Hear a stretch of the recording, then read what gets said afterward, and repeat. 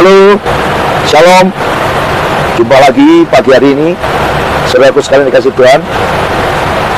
Pagi ini kami sedang terbang yang cukup jauh jaraknya, ya. Dan terbang kali ini terbang yang cukup melelahkan karena take off sangat pagi, jam 2 pagi kita take off dari Makassar.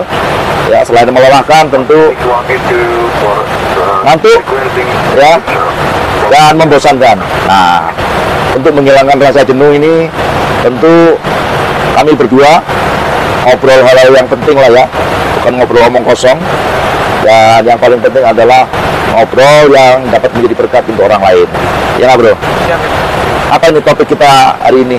Ngobrol-ngobrol yang bermanfaat. Nah, saya rasa kita akan ngobrol tentang LGBT. Gimana, bro? Siap.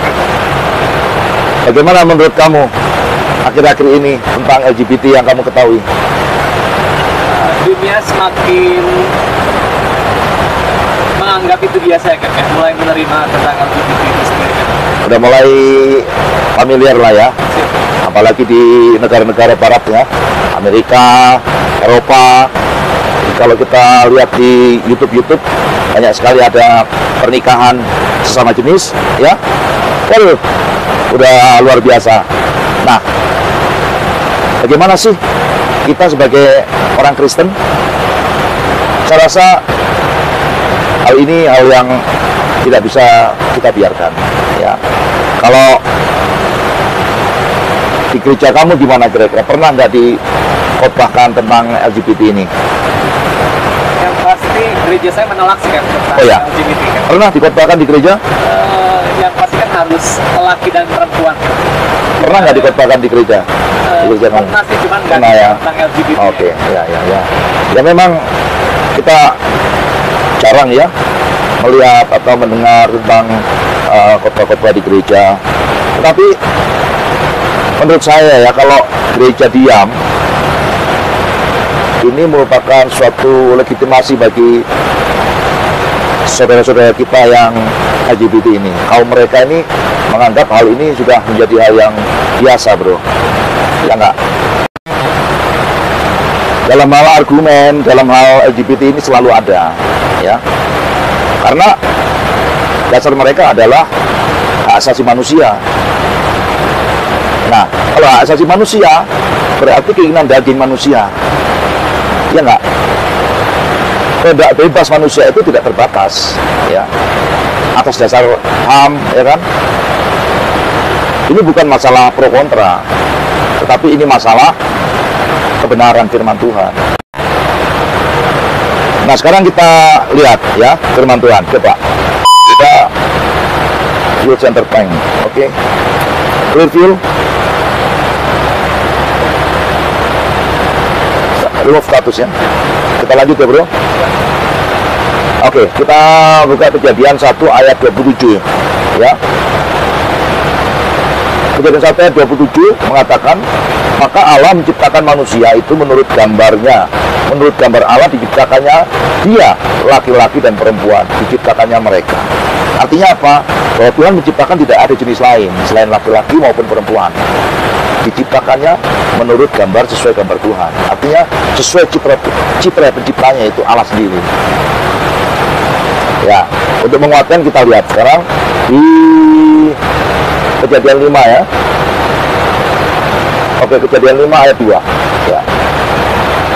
Laki-laki dan perempuan diciptakannya mereka. Ia memberkati mereka dan memberikan nama manusia kepada mereka pada waktu mereka ciptakan. Quick review. Remove status.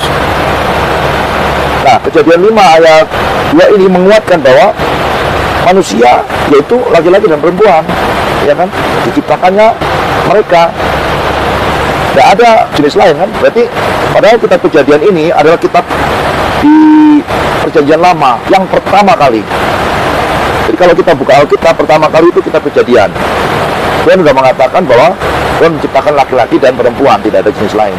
Ini belum membuka kitab-kitab yang lain, ya kan?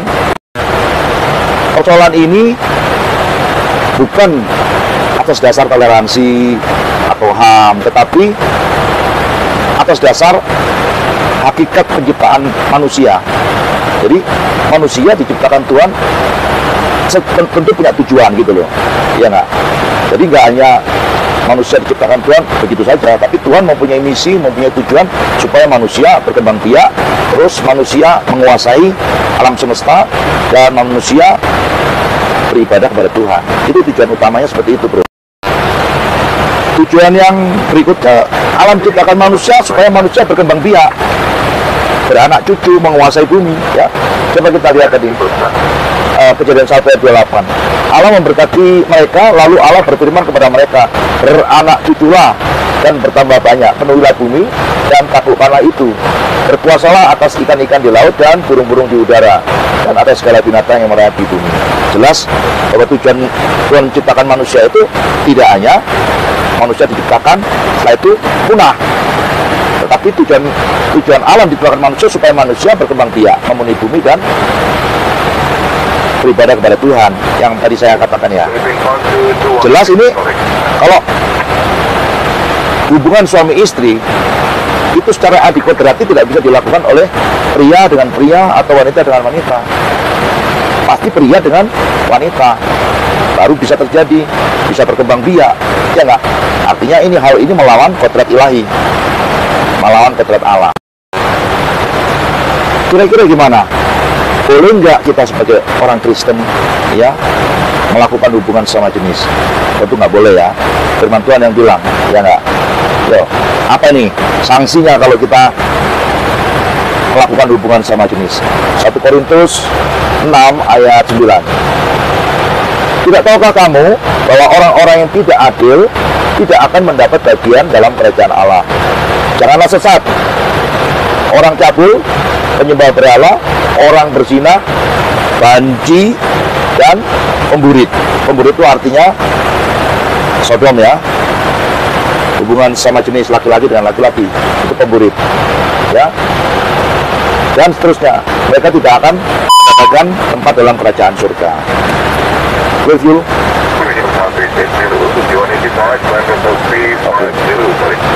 Itu bro, jadi hubungan saya jenis secara alkitabiah totally dilarang, nggak boleh. Jadi sikap kita jelas ya, kita sebagai orang Kristen tidak boleh melakukan hubungan sama jenis. Itu Alkitab sudah mengatakan demikian. Nah, pesan saya buat teman-teman ya, yang anak-anak Tuhan nih, kalau udah menyadari hal itu, ya, jangan pernah bermimpi untuk laki-laki menjadi perempuan, perempuan menjadi laki-laki, ya, cukuplah dengan apa yang Tuhan ciptakan. Ya, kalau Tuhan sudah berikan kita jadi laki-laki, itulah yang terbaik. Kalau Tuhan sudah berikan kita jadi perempuan, itulah yang terbaik. Nikmati hidup kita, ya. Kalau bisa kita menjadi berkat untuk orang lain.